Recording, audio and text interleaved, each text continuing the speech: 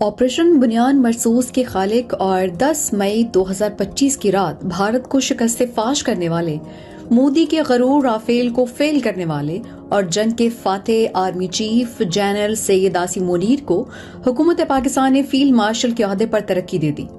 General Asim Munir Ayub Khan کے بعد پاکستان کے دوسرے فیلڈ مارشل بنے ہیں۔ فیلڈ مارشل عاصم منیر کی سمانح عمری کے بارے میں جانتے ہیں اس ویڈیو میں۔ سید عاصم منیر پاکستان کے موجودہ آرمی چیف ہیں اور حال ہی میں 20 مئی 2025 کو انہیں فیلڈ مارشل کے اعزازی عہدے سے نوازا گیا ہے، جو پاکستان کی فوج میں سب سے بلند رینک ہے۔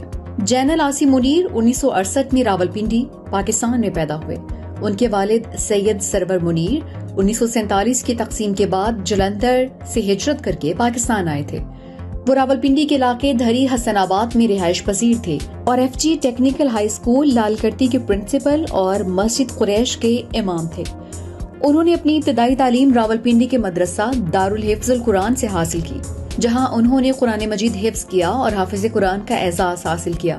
فیلڈ مارشل سید عاصم منیر نے جاپان کے فوجی اسکول سے تربیت حاصل کی، command and staff college Quetta میں بھی زیر تعلیم رہے، ملیشیا کے ملٹری کالج سے بھی تربیت حاصل کی، نیشنل ڈیفنس یونیورسٹی اسلام آباد سے پبلک پالیسی اور اسٹریٹجک سیکورٹی مینجمنٹ میں ایم فل کیا۔ انہوں نے 1986 میں آفیسرز ٹریننگ اسکول منگلا سے فرنٹیئر فورس رجمنٹ میں کمیشن حاصل کیا۔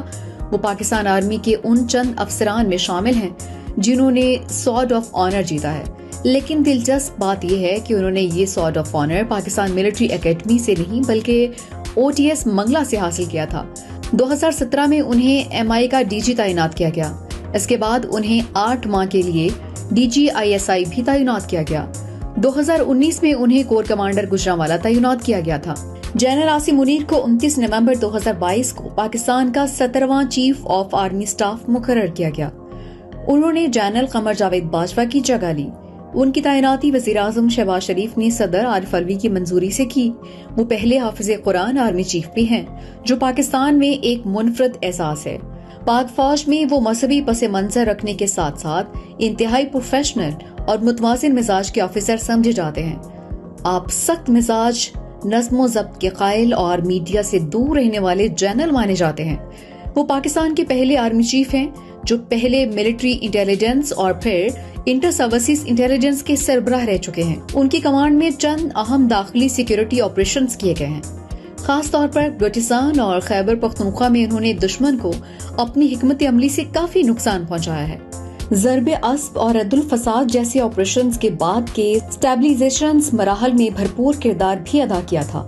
کراچی، بلوچستان اور فاٹا میں انٹیلیجنس بیسڈ آپریشنز کی نگرانی کی، جیسے را کے خلاف کئی کارروائیوں میں ان کا رول نمایاں تھا۔ میڈیا لیکس اور بد انتظامی پر سخت ایکشنز لیے، سی پیک کی سیکیورٹی کو ترجیح دی، چینی افواج سے دفاعی روابط مستحکم کیے۔ ان کی سربراہی میں بلوچستان، خیبر پختونخوا اور کراچی میں دہشت گردی کے خلاف جاری کارروائیوں میں تیزی لائی گئی۔ انہوں نے کھل کر اعلان کیا کہ فوج آئندہ کسی سیاسی عمل میں مداخلت نہیں کرے گی۔ فوج کی غیر سیاسی حیثیت کو بحال کرنے کی کوشش کی۔ سائبر سیکیورٹی، ڈرون اور اے آئی بیسڈ دفاعی ٹیکنالوجیز کو اپنانے کی پالیسی پر کام شروع کیا، جس کے مثبت اثرات کو حالیہ پاک بھارت جنگ میں بھی دیکھا گیا۔